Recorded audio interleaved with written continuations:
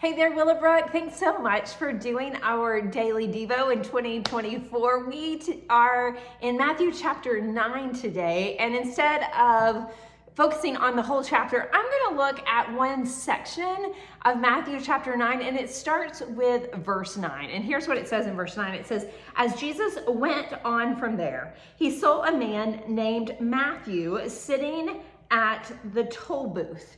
Well, who's this Matthew?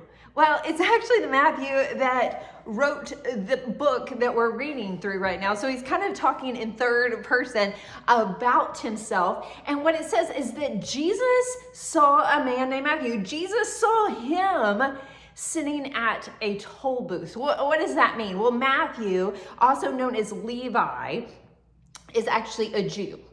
And he's a Jew who's really, really despised because of his profession. He is a tax collector, meaning that he is working for the Roman Empire to collect taxes from his people. And then most tax collectors would take like a surcharge and make a profit off their own people. And so tax collectors are not super popular. That's actually an understatement. They were really despised. They were a group of people that were really despised. And Matthew makes a big deal actually throughout the book of this grace of Jesus towards people, the outcasts, people like him. And here's what happens. It says that Jesus said to him, "Follow me." And he got up and followed him. Jesus is calling Matthew, like as in saying, "Hey, you there. I know who you are. Come, follow me."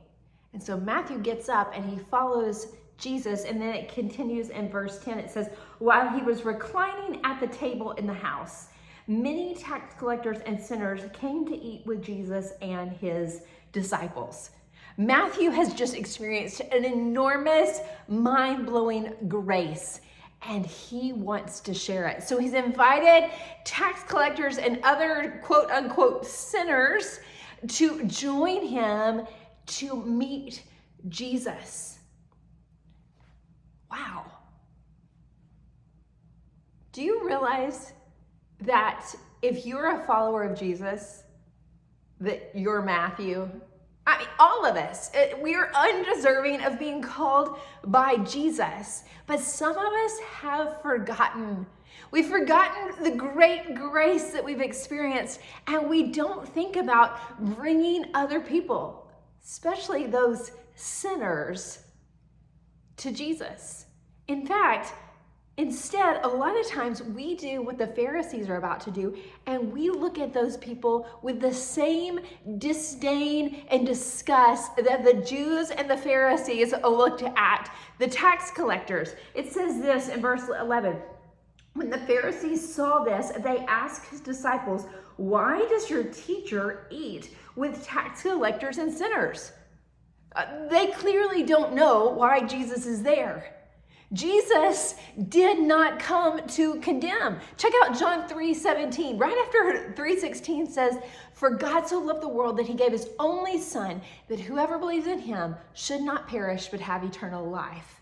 And then verse 17 says, "For he did not come to condemn, but to save." The Pharisees don't understand. Why would this Jesus, be rubbing shoulders, spending time with sinners? Jesus lets them know in verse 12. He says, "Now when he heard this, he said, 'It is not those who are well who need a doctor, but those who are sick.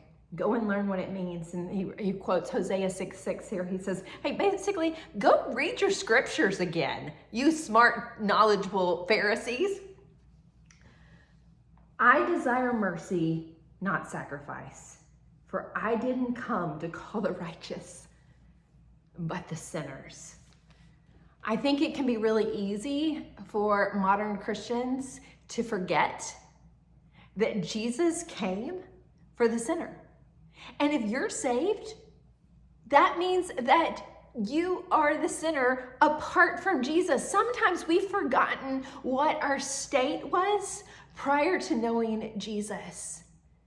That we're not righteous. apart from Jesus. We are in the same category, but a lot of us have become Christians and gotten in a Christian club, and we've become inward, and we've forgotten that the whole point, the whole reason Jesus came was not for the righteous people. He came for the sinners.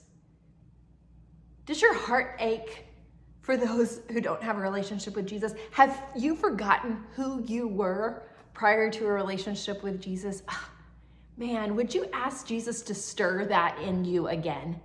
To not think condemning thoughts, disgusting thoughts, critiquing thoughts of sinners, of lost of the world, but would you ask God to give you compassion for them? Because he didn't come for the righteous, he came for the sinners. Be the one that takes Jesus to those who need it, because that's the whole reason he came in the first place. Willowbrook, I love you, and I hope that you'll have a happy Wednesday.